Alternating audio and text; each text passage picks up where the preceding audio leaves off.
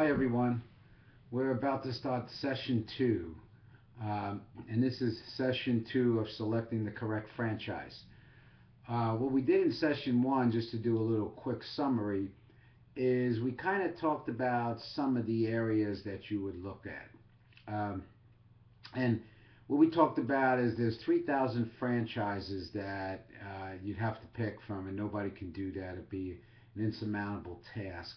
So, what we're trying to do is have you have a way to break it down to categories, and then I, as a financial and franchise consultant, I will sit down and consult with you in relation to what you need and what fits your lifestyle and your needs, your income needs and your lifestyle needs. So, the first thing is, and we discussed, is we broke down the franchises to five categories. We broke down home based ones, it's category one, which are usually yourself and one other employee. Some people like that independence and that, don't want to manage a lot of employees, and that works perfectly. The second one was home based with outbound sales, where you have a territory for your home based product or service, and you're trying to increase the sales in your territory by making, you have to, call the preferred clients that the franchisor trains you on, and who are the people that need your product or service, and how to market to them. The uh, the next one is small retail, which is 450,000 and below in sales. And the last time I said 250, 450. This really depends on what area of the country, what's your rent factor, and so forth, on how we're going to define small retail and large retail. And then large retail is anything greater than 450,000 in sales, and that'd probably be a big full-blown restaurant, to use an example. The the last one was called the Master MA, or the Master Area Franchise, or franchisee, or you become you buy a master area franchise. Some places, some franchisors call it an area developer model, where you have a company between the franchisor and the franchisee, that they have a territory they bought, and they make a piece of the franchise, um, a piece of the franchise fee, as well as a piece of the royalties, because we know franchisors have two types of income: the franchise fee coming in at the beginning, initial stages, and a percentage of the gross sales on an ongoing basis. So those are the five, when I deal with you as a franchise consultant, that I would be trying to ascertain by asking you a lot of questions during our consult, um, of what what fits your lifestyle and your income requirements and needs. I didn't mention that earlier, how franchise consultants work. They are free. My services are not charged to you as the candidate, because myself and most franchise consultants get paid by the franchisor. And if we can go back to basics from franchise, from the first session, the franchisor is the company, be it the McDonald's, the Five Guys, the Subways, using very big names, Wendy's. That's the franchisor. And the person who buys the location, or several locations, or an area, or a territory as it's called, are the franchisees. Um, and just basics on that, the franchising model works on, they can rapidly expand across a country or even internationally by having, by using other people's assets. That's why it's a great model, because they your franchisor should be the one that establishes the brand. And the brand gets established by people getting to know you in a rapid hurry across a geographical area, be it the states, a state, or the world. And um, so the franchisor will come up with the brand, all the franchising prototype model, which would be, ops manuals, training manuals. So two recipes if you're in the food business, or marketing if you're kind of in a territory, different product business. Remember, we have repair businesses, our franchises, senior citizen services franchises now, um, warehouses.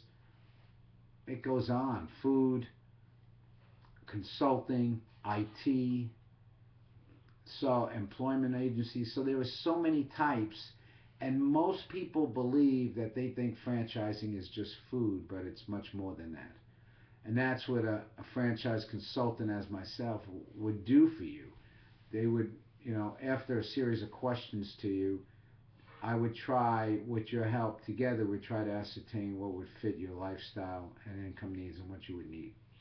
So let's go on. The first step that I usually deal with a client or candidate is that I ask them to fill out a confidential questionnaire. Um, in any kind of real estate, financial planning, franchise planning, you have to have somebody, and if they're not willing to do it, you can't even get to step two. Step one is so important because you need to share your financial data, because a franchise is not an inexpensive operation. And it's not only for me to see what I can fit you with, what franchisor you can afford and fit your needs. The franchisor is not going to even go any further until he sees what your financial wherewithal is. So I always tell my clients, most important thing is that you, while you're searching out franchisors, they're searching out franchisees, because they want successful franchisees with great potential because they want to grow their brand. So it's a two-way street. So you can't go in when I set you up to talk to a franchisor. You can't. And again, why do you need my service? You say I can go to any website. Every franchisor has a website. Very true. Those international websites, people coming in from all over the world, you might never even get a phone call back. If it's a great brand that's growing really rapidly, they might get, I don't know, 100 a day, thousands a day. Who knows how many they're going to get a day request.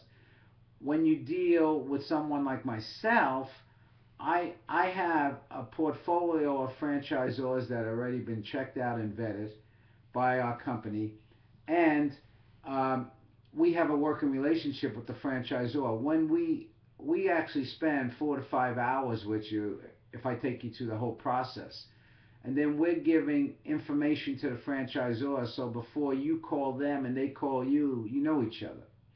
So you start at a higher level. You're a referred lead, and you're getting called within days of me, sometimes 24 hours, within days of me putting in your information. It's not like going to a website and hope somebody calls you back. So, um, so let's go into and franchising, which we didn't cover in the first thing. Everybody knows franchising, and one of the first things we have a problem with, that people say, well, get me a Subway or get me a McDonald's. And part of the referral process is to get rid of preconceived notions. And that sometimes is a hard thing because, uh, if if I don't have Subway in my portfolio, and I'm going to tell you I do not, or McDonald's because they're so huge and you need you need a lot of resources to get in, and they've been around for a long time. The what I what I'm trying to say is that I'll tell you, go to their website because I can't help you with that. So we got to get rid of preconceived notions. We have to go through this consultancy process. I've said it's a free process because I get paid by the franchisor. So all you are investing is your time. So so you really should do this kind of process. If you don't do it with me, do it with somebody else. Don't go in blind and pick a franchise because of some popularity or people, it was just word of mouth, and you didn't check it out. So um, the other day is a funny story. I was talking to a barber who comes from Iraq, and um, and I've gone to him several times, and I thought I'd just bring up franchising. Everybody in the world knows franchising. So when you say franchising, the word, I do webinars and I do I like on my webinars for people to get information even if they don't go to the next step of the service. I want them to go away that they thought I at least gave them knowledge, and that's exactly what I like to do. So, and I always ask a question at the beginning. Do you know, are you an expert in franchising? Do you know a lot about it? Question one. Question two, do you know a little bit about it? Question three, do you know nothing about it? So I always say, I'm gonna have to change that poll because I always like to put a poll at the beginning of the webinar and at the end of the webinar to see what we learned. And um, but what I don't understand is that I was telling my audience that third question is probably crazy. I got to change the poll. Everybody knows about franchising. Everybody heard the word. Everybody heard of it. McDonald's put it on the map, although it's been around forever. Um, this is a course, so I'm going to ask you a question, and then at the end I'll give you my email. And if somebody signs up for my service or just answers the question, either one, I will get you a free book. I can't give you anything free except the book because I already have my service is free to you. So I can't give you two free things. So I'll give you a free book if you can answer this question. So write it down. I'll repeat it at the end again. What do you think is the first franchise in the United States that ever existed? What is the oldest franchise or the first one that most books quote? And I'll take a couple answers on that, but there's one that's quoted in a lot of books that I like to hear. Because I could say the Catholic Church. I mean, since 2,000 years old, it comes out of Rome, and all the revenue flows back to Rome from the parishes around the world. But that's not a contractual uh, organization or business, so to speak, on paper. But that's not the answer. But if you would have gave that answer, I still would have gave it to you. But now I can't take it. I shouldn't have told you. But there are established brands that are considered the oldest franchise in the country. So I'm getting my hair cut by an Iraqi who came here 7 years ago, and he's the first guy who probably had no to that question because I said to him, I tried to. I lived overseas myself 7 years, so whenever I hear somebody with an accent, I enjoy meeting people with an accent. I'm the reverse. Instead of ignoring them, I gravitate towards somebody with an accent because I want to find out something about their country because it's so hard to find out anything on the news anymore. So um, that's not polarized one way or the other. So it's good to talk to a citizen from that country. But what I was talking about was franchising, and I'm trying to and I have sometimes selfish motivations. I like the biggest owners, it seems, of franchises are Indian Americans or even first generation Indians who haven't even got their citizenship yet but started a franchise. The biggest owners are hotels in the country, I hear. Indian Americans are a great target area to buy franchises because they buy a lot of them and they like them and they trust them and their family members work together and it's great. Some franchises you can get visas nowadays if you invest enough money, and that's very attractive to people come from other countries. They can facilitate the visa process by buying a franchise and investing so much money and employing so many employees. The number changes. Sometimes it's you have to put 500,000 in a business and you need 10 employees, and if you can do that for a certain period of year, you can get a visa to work here. Or you can get a visa right away for that franchise, and then you can be on your way to citizenship. But so I thought, this person I know cutting my hair, I know his family owns that barber shop. They own a couple other businesses. I think an Iraqi even owns that building that they're in. So I thought I can kind of network into his group and offer him a commission if he brings Iraqi. They were essentially Chaldeans, which were the Christian Iraqis. If he can bring some family members or friends from that community to see if we can get interested in franchising. So I just thought, so I know what he does. He's cut my hair a couple of times. So I said, you know anything about franchising? He said, and he had this look on his face like, franchising? No, not really. And I said, franchising. And I started small. I didn't want to do like the ridiculous McDonald's that everybody knows. So I said to him, how about Jack in the Box, because I live in San Diego. That's big in San Diego. How about Jack in the Box? No response. Not even, any kind of smile or anything. Um, and I said, okay, how about Subway? Nothing. How about Five Guys? And I even used my case, Cold Stone Creamery, because there's 20 of them in San Diego County. No. And then I went for the home run that was really cheating that I didn't want to say. I said, okay, how about McDonald's? And he said, I don't understand what's franchising. So there are people on the earth that really didn't hear the word franchising. Not many though. That's why I enjoy franchising, because everybody likes to talk about it. Everybody says they'd like to own a franchise at some time in their life. They feel control of their destiny and so forth. Um, we didn't get that much covered on that confidential questionnaire in the consultancy, but we have 3 more sessions. So don't worry. We're going to end session 2 now, and I'll be back in session 3. This is Frank Caparino with FranChoice.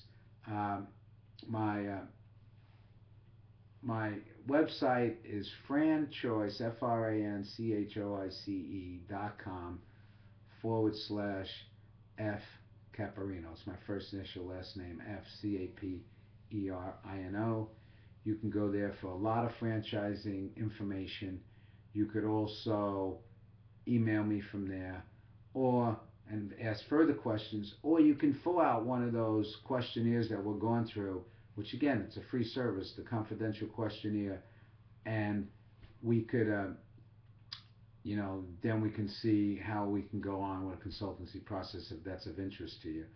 And remember, you have to answer the question by the end of these sessions of what is the oldest franchise in the United States, and I'm also going to give you a second question that I'll repeat later.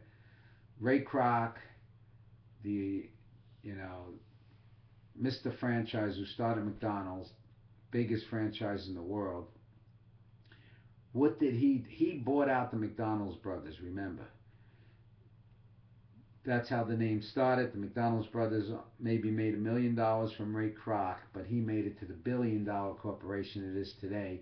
And what did he do before he got the idea to make a couple guys in California at a hamburger chain of a couple stores into the global industry it is? What did he do for a living prior to making that decision to turn McDonald's into McDonald's? So remember, again, my website is franchoice.com/F Caparino, Caperino. Thank you, and we'll see you in session 3. Appreciate it.